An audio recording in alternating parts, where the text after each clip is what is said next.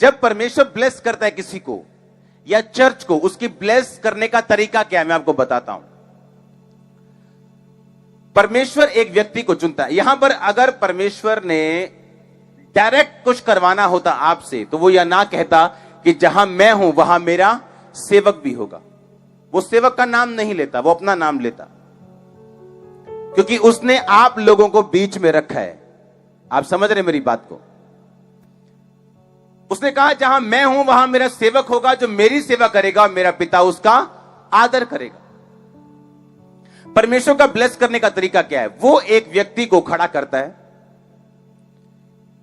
कबूतर जा रहे हैं, पवित्र आत्मा की निशानी है। सुनो, वो कैसे ब्लेस करता है? परमेश्वर ने मूसा को एक दर्शन दिया और मूसा को बोला तू इन लोगों को ये बात बताएगा और ये तुझे फॉलो करेंगे। मैं तुझसे बात करता जाऊंगा और तुझे फॉलो करते जाएंगे और ब्लेस होते जाएंगे। पौलुस को कहा मैं तुझसे काम लूंगा, अन्य जातियों के अंदर मैं तुझसे काम लूंगा और बहुत लोग तेरे द्वारा बचाए जाएंगे, तेरे द्वारा कलीसिया स्थापित होंगी। बाइबल कहती पौलुस जब ये दर्शन अपने कलीसिया को बताता था कि परमेश्वर ने मुझे कलीसियाएं स्थापित करने के लिए चुना है।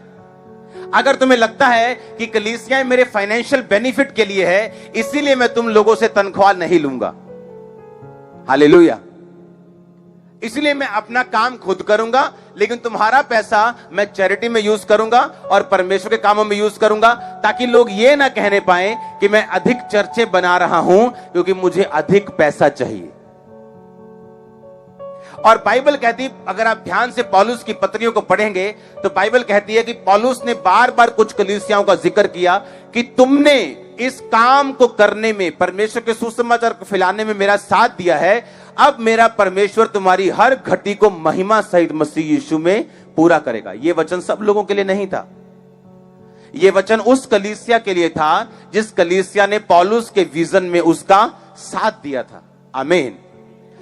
लोगों का ब्लेस कैसे कर सकते? लोग कैसे ब्लेस हो सकते हैं? जो दर्शन परमेश्वर ने आपके अगुवे को दिया है उस दर्शन में साथ शामिल हो जाओ, आपकी ब्लेसिंग दूसरों से कहीं अधिक होगी। मैं आपको एक बात बता देता हूं, जिस काम के लिए आप चुने नहीं गए उसके लिए आप रो लो, आप पीट लो, आप प्रभु को बोल लो, आप रोजे रख लो और रोजे रख रख के सूख जाओ, मर जाओ, आप वो काम नहीं कर सकते।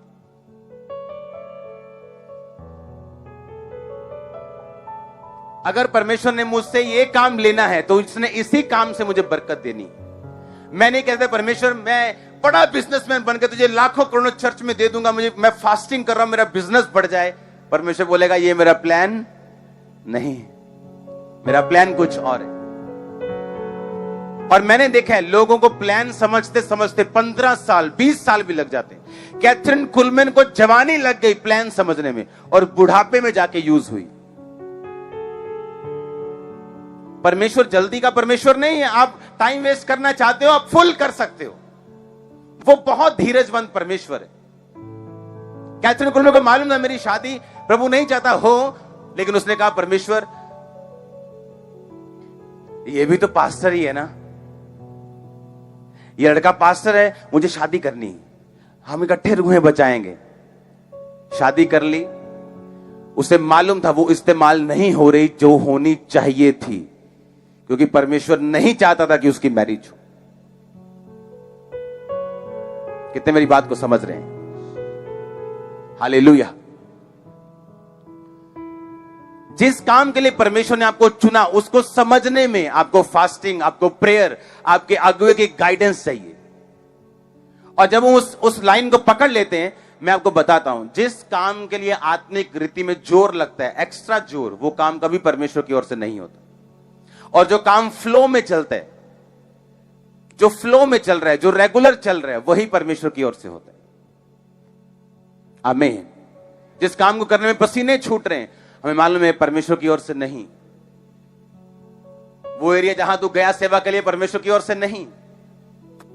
और कई जगह आपको फ्लो में काम करने को मिलता है, वो जगह परमेश्वर की ओर से। जहां पीस खराब हो जाए, शांति खराब हो जाए, वो परमेश्वर की ओर से नहीं। जहां शांति बनी रहे, वो परमेश्वर की ओर से। मैं कुछ गहरी बातें कर रहा हूं, लेकिन करनी जरूरी है आप लोगों के लिए। हालेलुया। और ये हमारी मर्जी, हम कितना टाइम वेस्ट करना चाहते हैं, हम कितना समय बर्बाद करना चाहते हैं, और फिर उसी लाइन पर आना चाहते हैं, और परमेश्वर फिर से हमें बनाए और ब्लेस करे। जिस काम के लिए प्रभु ने आपको चुना है और जिस जगह के लिए चुना है, आप दुनिया घुमाओ, आपको वहीं आना पड़ेगा। मैं आपको बता रहा हूं, दुनिया घूम लो आप, ये मेरा एक्सपीरियंस है, मैंने लोगों को देखा है, टाइम वेस्ट करके फिर वहीं शुरू करते देखा है। हालेलुया। आज लोग पूछते हैं मैं क्यों नहीं ब्लेस हूं, मेरा चर्च क्यों नहीं ब्लेस? क्योंकि तुमने कभी बोया नहीं, तुमने हेल्प को बोया नहीं, तुमने हेल्प को काटा नहीं, तुमने ग्रोथ को बोया नहीं, तुमने ग्रोथ को काटा नहीं। आमीन। इमेजिन करो, हमें मालूम है कि मेरे घर के पास एक नशेड़ी रहता है, वो मरने वाला है, हमने कभी उसके घर में जाके वचन देने की कोशिश नहीं की, लेकिन हम जब अपने परिवार के लिए प्रार्थना मुंह अड्ड के प्रभु सामने करते हैं, फिर किस मुंह से करते हैं हम? परमेश्वर बोलेगा तूने जो बोया नहीं, तुमने वो काटा नहीं। पुराने नियम में लिखा, जब एक लाश किसी को मिलेगी तो सबसे करीब जो जीवित इंसान होगा उससे पूछा जाएगा कि ये लाश कैसे है, ये मरा कैसे, और जो सबसे जीवित इंसान उस लाश के पास मिलेगा उससे उसका बदला लिया जाएगा, उससे हिसाब मांगा जाएगा। आत्मिक लाशें देख लो आपके पास कितनी होंगी, आपके मोहल्ले में, आपके नगर में, आपके रिश्तेदारों में भी आत्मिक रीति से मरे हुए कितने लोग हैं, और उनका लेखा किनसे लिया जाएगा? अगर हम ये बात समझ लें कि हमें परमेश्वर के राज्य के लिए थोड़े वर्दी होना है, थोड़े कीमती होना है, परमेश्वर के राज्य में कीमती होना है हमको, इसलिए कलीसिया में अमीर भी हैं, गरीब भी हैं, टॉप वाले भी हैं, टॉप बॉटम वाले भी हैं, नीचे के भी हैं, ऊपर के भी हैं, क्योंकि परमेश्वर को सबको बचाना है। ऊपर कोई ऊपर नीचे नहीं, समझ रहे हो कि नहीं? ऊपर कोई जात पात नहीं है, ऊपर कोई बॉस, कोई इंप्लॉय नहीं, ऊपर सब सेम है। यहां के हिसाब से वहां हिसाब चलेगा। तो परमेश्वर को सबको बचाना है, तो सभी लोग चर्च में हैं, तो ये सब लोग समझ लो कि तुमने अपने साथियों को कितना बचाया है। ये कल आप परमेश्वर को बोलो, परमेश्वर ये बीमारी मुझे क्यों? तो परमेश्वर बोलेगा, काश तू मेरे राज्य के लिए कीमती होता तो मैं तुझे बचा के रखता।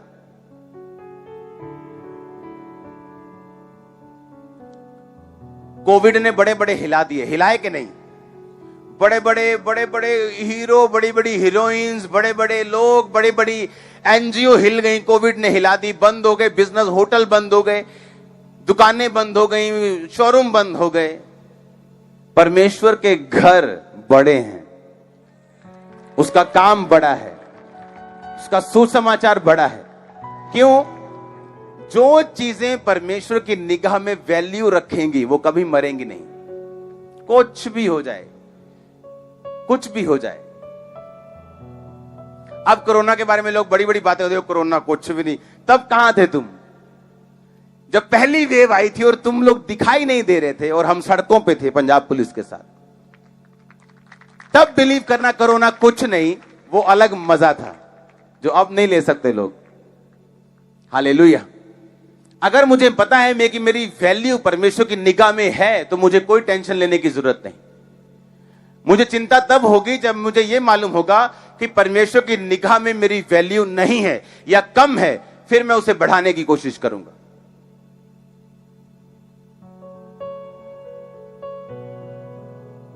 कितने मेरी बात को समझ रहे हैं? जो कुछ तू मेरे नाम से मेरी महिमा के लिए मेरे पिता से मांगेगा, मेरा पिता तुझे देगा। मेरा नाम यानी चरित्र, कैरेक्टर, जो कुछ तू मेरे कैरेक्टर में, मेरे चरित्र में होके, पवित्रताई में होके मेरे पिता से मेरी महिमा के लिए, कि प्रभु मुझे हीलिंग दे अपनी महिमा के लिए, फाइनेंस दे अपने कामों को बढ़ाने के लिए, मुझे ये चीज चाहिए तेरे कामों को करने के लिए, कहता मेरा पिता तुझे जरूर देगा। मेरी महिमा के लिए जो तू मांगेगा मेरे चरित्र में से होके, मेरा पिता तुझे वो जरूर देगा। आमीन। जो कोई मेरी सेवा करेगा, मेरा पिता उसका आदर करेगा। फिर आप देखो, अभी भी अपनी वैल्यू देखो, और सेवा के बाद, सुसमाचार देने के बाद, परमेश्वर के कामों में हिस्सा डालने के बाद, अमेरिका के, दुनिया के जो 90% इवेंजलिस्ट हैं, वो एक समय था अमेरिका में से निकले। आज भी दुनिया के 90% के करीब इवेंजलिस्ट कहां से निकलते हैं? अमेरिका से। और अगर आप उन इवेंजलिस्ट को देखेंगे उनमें से कोई शराबी था, कोई पापी था, कोई कुछ था, कोई गैंगस्टर था, किसी को टैटू बड़े बड़े शरीर पे, आप उनको देखो, सभी जो बिजनेसमैन लोग हैं, अमेरिकन बिजनेसमैन, उनको सपोर्ट करते हैं उस मिनिस्ट्रीज को। और इमेजिन करो उनके बिजनेस कभी डाउन नहीं हुए और परमेश्वर ने पूरी दुनिया में उनके द्वारा सुसमाचार फैलाया। हालेलुया। अगर आप आज इंडिया में देखो, परमेश्वर फाइनेंशियली अपने लोगों को ब्लेस कर रहा है। अगर चाइना में देखोगे, चाइना सबसे सीक्रेट कंट्री है दुनिया की, और चाइना में 2030 तक यूएसए से भी ज्यादा क्रिश्चियंस होंगे। चाइना में यूएसए से ज्यादा है, अमेरिका से ज्यादा। चाइना में परमेश्वर लोगों को फाइनेंशियल ब्लेस कर रहा है। पता है क्यों? वो चर्चिस को सपोर्ट कर रहे हैं। हर बंदा प्रीच करने के लिए नहीं चुना गया, वो सपोर्ट कर रहे हैं चर्चिस को फाइनेंस से, और वो इवेंजलिज्म कर रहे हैं आगे के आगे के आगे के आगे। क्योंकि परमेश्वर का यह तरीका है, वो अपने एक सेवक को खड़ा करता है, उससे अपना विजन देता है, वो लोगों को वो विजन बताता है। जो लोग उस विजन के साथ प्रार्थना में, उपवास में, या शारीरिक सेवा के साथ, उसके शारीरिक साथ के साथ, आत्मिक साथ के साथ, फाइनेंशियल साथ के साथ, किसी भी साथ के साथ जब खड़े हो जाते हैं, ऑटोमेटिकली ब्लेसिंग आपकी लाइफ के ऊपर उंडेली जाती है स्वर्ग से ऑटोमेटिकली। ये तरीका है। अगर सुनो मेरी बात, अगर ये जो पेड़ मैंने आपको दिखाए, अगर साथ वाला पेड़ जो मान लो गंजा है, या पिछला हिस्सा जो गंजा है, वो ये बोले और रोता रहे सारा दिन कि मैं फलवंत क्यों नहीं हूं, कुछ होगा उससे? और अगर वो अपने आप को धूप के सामने कर ले तो रोने की जरूरत नहीं पड़ेगी। आपको सिर्फ इतना ही करना है। आपको सिर्फ परमेश्वर के दास के साथ, सेवकाई के साथ, विजन के साथ, दर्शन के साथ, जो रूहों को बचाने का है, उसके साथ खड़े रहना है। अपने आप ब्रांचेस पैदा हो जाएंगी, अपने आप ग्रोथ होगी, अपने आप रास्ते खुलेंगे। अगर आपके बच्चों ने गलत कैरियर भी चुना है, परमेश्वर उसको स्टॉप कर देगा। आपने कुछ गलत चीज, आप कुछ ऐसा है जो आपके फ्यूचर के लिए सही नहीं, वो आपको स्टॉप कर देगा, वो आपको बचा लेगा। अगर इस राह पे आपका एक्सीडेंट होना है, वो राह परमेश्वर बंद कर देगा। मैं आपको बता रहा हूं। अगर आपकी लाइफ परमेश्वर के लिए डेडिकेटेड है, आप परमेश्वर का थैंक्स करेंगे एवरी डे जो आपकी लाइफ में होने वाला है, यीशु मसीह के नाम। हम रास्ते में जा रहे हैं और रास्ता, गूगल मैप ने रास्ता गलत दिखा दिया शायद, मान लो, और हम पहाड़ों में, गांव पिंडा के रास्ते च वड़ गए। पंजाबी जी कहते हैं पिंडा च वड़ गए, आप कि मेन रोड छोड़ के गांव में वड़ गए। हम निकल गए गांव में, अलग अलग गांव से निकल रहे हैं हम। और मुझे गुस्सा आ रहा है अपनी टीम के ऊपर कि यार क्या यार, वो अच्छी टीम है, वो यार रास्ता नहीं दिखा पा रहे यार, क्या है यार, क्या। बहुत दूर निकली गए, जाई गए, हम निकली गए, आ गए, निक्की छोटी छोटी रोड, बस एक गाड़ी रोड पे ऐसे ऐसे जा रही, और आगे एक छोटा सा ढाबा आता है। मैंने पहले से बोल के रखा है, 1 घंटा पहले से, कोई भी ढाबा ही नहीं, रास्ते में दुकान ही नहीं है, कोई चाय की दुकान भी नहीं। रास्ते में एक ढाबा आया तो रोक लिया। जैसे मैं बाहर निकला, कहती ओ जैम सीधी, ओ पहाड़ों में। मैंने कहा वहां मतलब बंदा नहीं दिख रहा था। जैसे ही मैं बाहर निकला हूं गाड़ी से, ओ मैंने आपको पहचान लिया। मैंने कहा अच्छा चलो। मैं अंदर गया, हमने खाया पिया कुछ, तो बाद में वो बोली, मैंने कहा कब आए थे चर्च? कहती वो काफी देर पहले मैं चर्च आई थी, जैसे मैं चर्च आई मेरी शादी हो गई। अब सुनो आगे क्या। मैंने कहा अच्छा उसके बाद क्या? अब बेबी नहीं हो रहा। मैंने कहा अब फिर से चर्च आना होगा। आप इमेजिन करो, लोगों को मालूम नहीं, उन्हें पता ही नहीं, वो चर्च आए, रास्ते खुल गए। उसके बाद इसलिए मैं बोलता हूं, अगर किसी व्यक्ति को परमेश्वर हील नहीं कर रहा तो उसका परमेश्वर का बड़ा प्लान है उसकी लाइफ। नहीं तो अगर मैं आपके सामने जो रोज प्रीच करता हूं, अगर मुझे हीलिंग मिल जाती अपने मसीह जीवन के पहले साल में, मैं कभी सेवा नहीं करता। परमेश्वर को मेरा दिमाग मालूम था कि इसको कैसे सेट करना है। इमेजिन करो, पहाड़ों के गांव के अंदर एक दुकान छोटी सी। मैं निकला हूं तो लेडी मुझे पहचानती है, कहती अब मैं चर्च आऊंगी। देखो सुनो, जब आप परमेश्वर के लिए डेडिकेटेड होते हैं ना, आप घूमने भी जाएंगे वहां भी वो आपको यूज कर लेगा।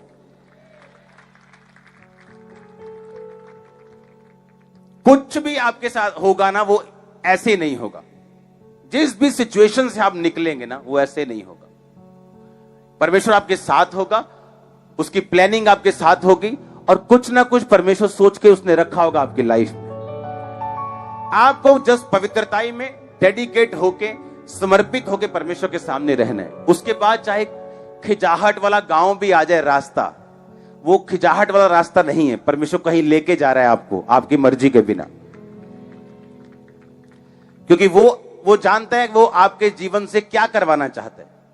इमेजिन करो, एक रूह को बचाने के लिए परमेश्वर ने मेरी गाड़ी को गलत मुड़वा दिया, और मैं गांव में घूम रहा हूं, वही पहाड़ों के गांव में इतनी इतनी रोड्स,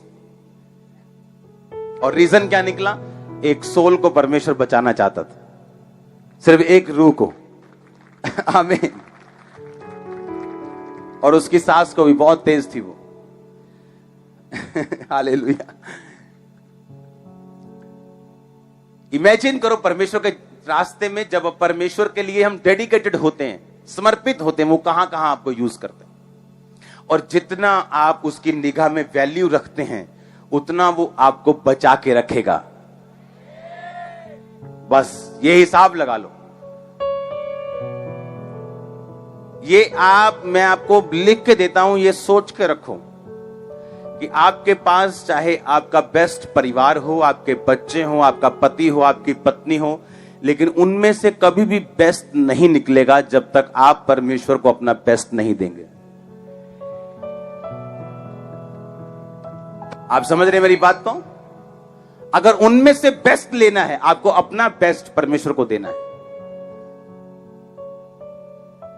हालेलुया। मैंने लोगों को देखा कि प्रार्थनाएं करते हुए, परमेश्वर मेरी सेवकाई क्यों नहीं बढ़ रही? क्योंकि तूने जो बीज चाहिए था वो बोया नहीं। जैसा तुम बोना काटना चाहते हो, वैसा तुम्हें बोना पड़ेगा। आमीन।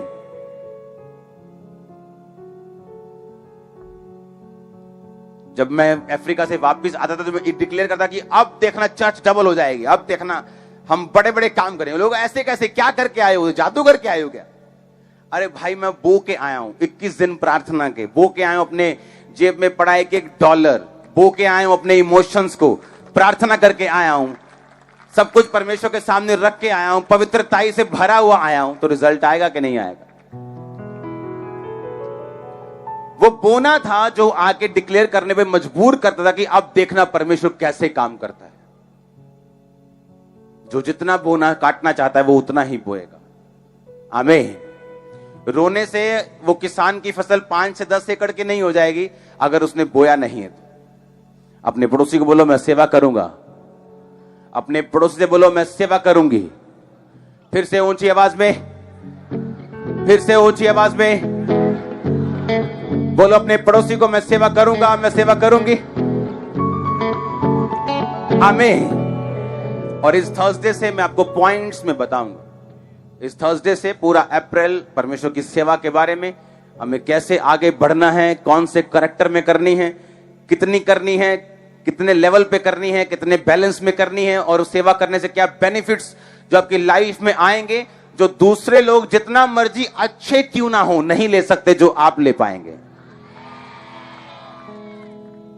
मैं कहा चाहे आपसे अच्छे क्यों ना हो, लेकिन अगर आप सेवकाई में हैं, आपकी ब्लेसिंग श्योर है यीशु मसीह के नाम। क्योंकि परमेश्वर ने आपको विजन दिया, उसने मुझे विजन दिया, उसने आपको खड़ा किया। अब हम एक होके चलेंगे विजन के तरफ। मैं तो ब्लेस हूं, आप ब्लेस होंगे। आमीन।